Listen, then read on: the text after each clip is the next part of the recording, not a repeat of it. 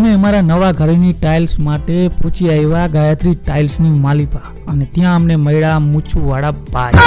અરે ભાઈ એ નહીં એટલે મતલબ કે એના માલિક છે યાર, અને બ્રિજેશભાઈ. અને પછી ત્યાં એને મળી અને પહેલા તો એ અમને ગોડાઉનમાં લઈ ગયા. ગોડાઉનમાં લઈને એને અહીંયા અલગ અલગ પ્રકારના વોશ બેસિન દેખાડ્યા. એમાંથી અમે એક વોશ બેસિન પસંદ કર્યું અને પછી અમને એને લાદી દેખાડી.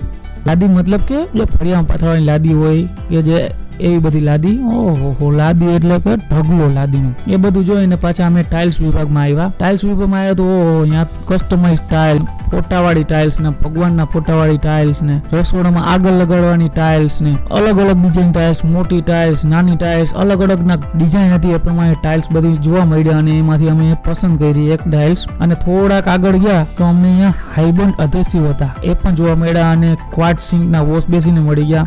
એમાંથી અમે પસંદ કર્યું કે જે ખંભાળિયાની અંદર ક્યાંય પણ ના મળે એવા વોશ બેસિન મળી ગયા. અને અલગ અલગ પ્રકારની ઘણી વેરાયટીની ટાઇલ્સ અમને મળી ગઈ. જો તમારે પણ આ ટાઇલ્સ અને આ પ્રકારની ટાઇલ્સ લેવી હોય તો આવી જાઓ ગાયત્રી ટાઇલ્સમાં, જ્યાં તમે ખોટનો ધંધો નહીં કરો, સારી જ મળશે.